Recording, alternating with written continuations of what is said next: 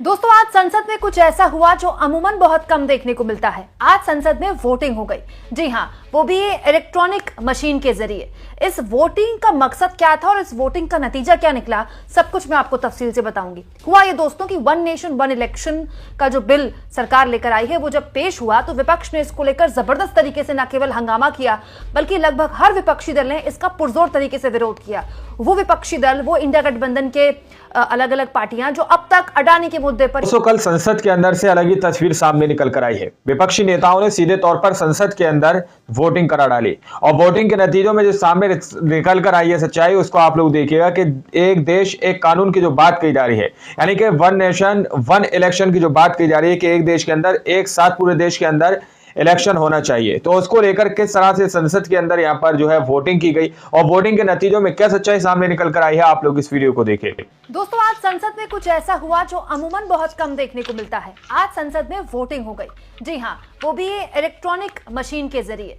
इस वोटिंग का मकसद क्या था और इस वोटिंग का नतीजा क्या निकला, सब कुछ मैं आपको तफसील से बताऊंगी। हुआ ये दोस्तों कि वन नेशन वन इलेक्शन का जो बिल सरकार लेकर आई है, वो जब पेश हुआ तो विपक्ष ने इसको लेकर जबरदस्त तरीके से न केवल हंगामा किया, बल्कि लगभग हर विपक्षी दल ने इसका पुरजोर तरीके से विरोध किया। वो विपक्षी दल, वो इंडिया गठबंधन के अलग अलग पार्टियां जो अब तक अडानी के मुद्दे पर या दूसरों मुद्दे पर अलग थलग थी, सब एक हो गई। अखिलेश यादव की पार्टी, समाजवादी पार्टी हो या फिर तृणमूल कांग्रेस हो या फिर कांग्रेस पार्टी हो या फिर डीएमके हो, सबने एक पुरजोर तरीके से इस बिल का विरोध किया, कहते हुए कि सरकार संघीय ढांचे पर चोट कर रही है, संविधान की पर बड़ी बड़ी बातें कर रही है। एक तरफ संविधान पर चर्चा करती है और दूसरी ओर संविधान विरोधी बिल संसद में लेकर आती है। कैसा बिल जो संघीय ढांचे पर सीधा सीधा चोट करता है। अब इस पूरे के पूरे मुद्दे पर जब यह तय हुआ कि चलिए बिल तो पेश हो गया, अब क्या बिल स्वीकार किया जाएगा कि नहीं स्वीकार किया जाएगा, उस पे सांसदों से ऐसे ही पूछा जाता है, मौखिक पूछा जाता है। तो यस और नो की आवाज आप सुनिए। यस और नो की आवाज जब सुनाई दी तो नो यानी कि इंडिया गठबंधन के जो सांसद थे, उनकी आवाज ज्यादा बुलंद सुनाई दी। सुनिए। प्रश्न ये है कि हाँ डिवीजन देंगे, प्लीज हाँ देंगे डिवीजन। डिवीजन का समय तो आने दो। माननीय सदस्य, आप वरिष्ठ सदस्य हो, प्लीज। प्रश्न ये है कि विधेयक को पुनर्स्थापित करने की अनुमति प्रदान की जाए। जो सदस्य इसके पक्ष में हाँ गए, जो सदस्य विरोध में ना गए।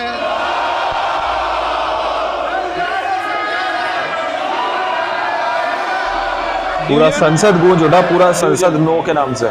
लॉबी खाली की जाए। दोस्तों जब ओम बिरला ने कहा कि नो बोलने वाले ज्यादा हैं, तो तुरंत वोटिंग की बात आ गई कि इस पर आप वोटिंग कराइए। वोटिंग की व्यवस्था होती है संसद के अंदर और तुरंत इलेक्ट्रॉनिक मशीन से उसके बाद वोटिंग कराई गई। लेकिन मैं समझता हूं कि क्योंकि इस सदन में पहली बार मतदान हो रहा है और पहली बार मतदान प्रक्रिया में कुछ परेशानियां आप सब सदस्यों को अनुभव हो सकती है। हमारी तरफ से इसको कई बार अभ्यास किया गया है, लेकिन मतदान पहली बार किया जा रहा है। अगर कोई संशोधित करना होगा तो हम सब इसको संशोधित भी करेंगे और किसी माननीय सदस्य को अगर बटन दबाने में परेशानी होगी तो इस बार हम व्यक्तिगत रूप से उसकी पर्ची के लिए भी अलाउ करेंगे। और प्रश्न ये कि विधेयक को पुनर्स्थापित करने की अनुमति प्रदान की जाए। जो सदस्य इसके पक्ष में हाँ कहें, जो सदस्य विरोध में ना कहें। मेरे विचार में निर्णय ना वालों के पक्ष में हुआ। जी, ना वालों के, यानी ये वन नेशन वन लॉ वाला जो है, now one nation one election वाला सिस्टम खत्म होना चाहिए।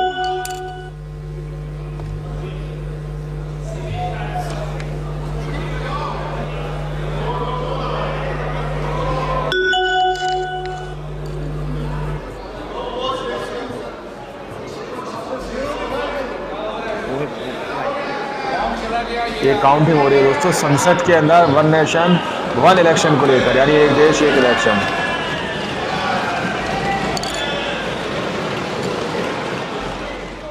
तो जैसा कि आपने देखा दोस्तों कि वोटिंग जो कराई गई उसका नतीजा क्या है।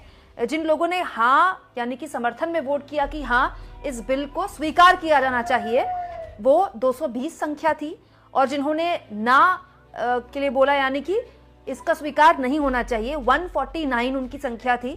जिन लोगों ने वोट किया टोटल 369 संख्या थी। यहां इस बात पर भी गौर किया जाए कि एब्सटेन कोई नहीं था, मतलब ऐसा कोई भी नहीं था जो संसद के अंदर मौजूद था और उसने वोट नहीं किया। यहां इस बात को भी मैं आपको फरमा दूं दोस्तों कि कांग्रेस पार्टी ने और तमाम विपक्षी दलों ने भी और सत्ताधारी दल ने भी अपने सांसदों को व्हिप जारी किया है। तो जाहिर सी बात है दोनों ही पार्टियों के लिए ये दिन महत्वपूर्ण था, लेकिन यहाँ पर जो संख्या थी वो नोस की कम थी और आइस की ज्यादा थी, मतलब हाँ कि ये बिल स्वीकार किया जाए इसकी संख्या ज्यादा थी। तो विपक्ष ने इसको लेकर आपत्ति दर्ज करा दी कि भाई क्योंकि आप पहली बार करा रहे हैं, हो सकता है कि कई लोगों ने गलत प्रेस कर दिया हो, पहली बार आप मशीन से वोटिंग करा रहे हैं तो पर्ची से वोटिंग कराइए। इस पर ओम बिरला ने क्या कहा सुनिए।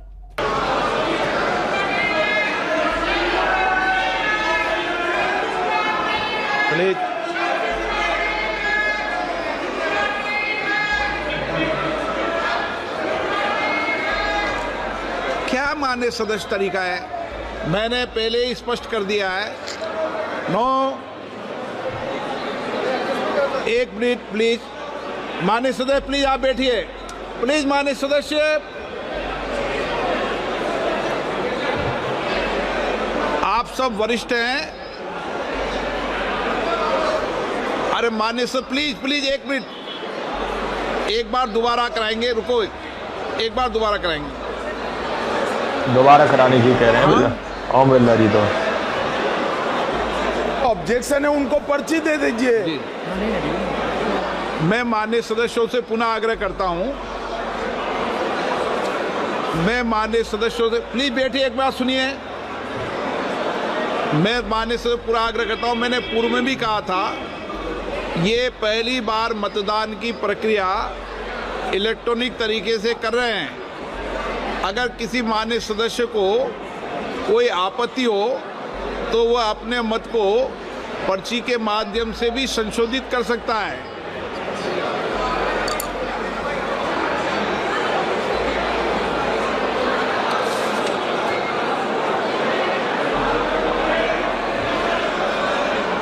ठीक तो आ रहा है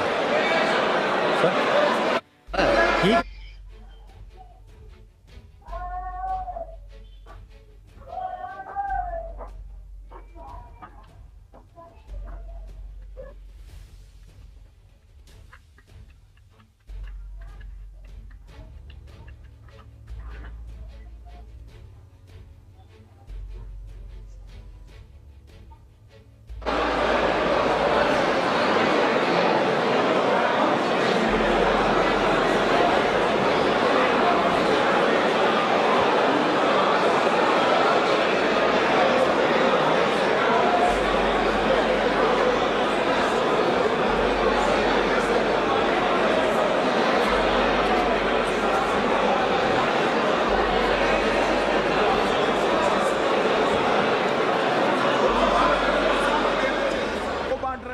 तो अब कई सांसदों को पर्ची के जरिए इस पर वोट करने का मौका दिया जा रहा है। इस पर क्या नतीजा निकल कर आता है देखना दिलचस्प होगा, लेकिन आप ये मानकर चलिए दोस्तों कि ये बिल स्वीकार होगा कि नहीं होगा। अगर इसके लिए सरकार के पसीने छुड़ा दिए इंडिया गठबंधन ने और सरकार को वोटिंग पर आना पड़ गया तो ये बिल पास करवाना और इस पर चर्चा करवाना भी सरकार के लिए टेढ़ी खीर साबित होगा। ये कोई घंटे 2 घंटे, महीने 2 महीने, साल 2 साल का काम नहीं है। तो आप लोगों ने इस वीडियो को शुरू से आखिर तक देखा। वीडियो के अंदर साफ तौर पर बात की गई है कि किस तरह से संसद के अंदर वोटिंग भी कराई गई, लेकिन वहीं पर अब जो है पर्ची वाली वोटिंग की मांग सीधे तौर पर यहाँ पर जो है नेता करते हुए नजर आ रहे हैं, क्योंकि वहां पर ओम बिरला ने पहले ही इस बात को क्लियर कर दिया था कि पहली बार इस संसद के अंदर वोटिंग हो रही है। हो सकता है मशीनों में कुछ तकनीकी प्रॉब्लम आ जाए या किसी भी तरीके की प्रॉब्लम फेस करना पड़ जाए, या फिर हो सकता है कि आप लोग उससे सहमत ना हो, तो उनको सुझाव भी दिया गया है कि आप अपने पर्ची देकर सीधे तौर पर उसको बदल सकते हैं। तो यहाँ पर कहीं ना कहीं दोस्तों एक बड़ा जो है विपक्षी पार्टी जो है मजबूती के साथ यहाँ पर खड़ी हुई है और विपक्षी पार्टी ने जो है सीधे तौर पर दोबारा से जो है वोटिंग पर्ची वाली वोटिंग पर लाकर खड़ा कर दिया। तो कहीं ना कहीं ये बड़ा सवाल है दोस्तों, क्योंकि इतना आसान नहीं है बीजेपी पार्टी को जो है वन नेशन वन इलेक्शन जो है देश के अंदर लागू कराना, क्योंकि विपक्ष इस बार बहुत ज्यादा मजबूत है। अब देखना यह है, क्योंकि हर बार यही बात की जाती है विपक्ष बहुत ज्यादा मजबूत है, विपक्ष बहुत अच्छे तरीके से प्रदर्शन कर रहा है, लेकिन एंड में जो है सारे नतीजे पलट जाते हैं। फिलहाल आज की इस रिपोर्ट में इतना ही। बाकी आप लोग क्या सोचते हैं, क्या समझते हैं, अपनी राय कमेंट सेक्शन में जरूर दीजिएगा। मिलते हैं अगली वीडियो में, जब तक के लिए जय हिंद, जय भारत।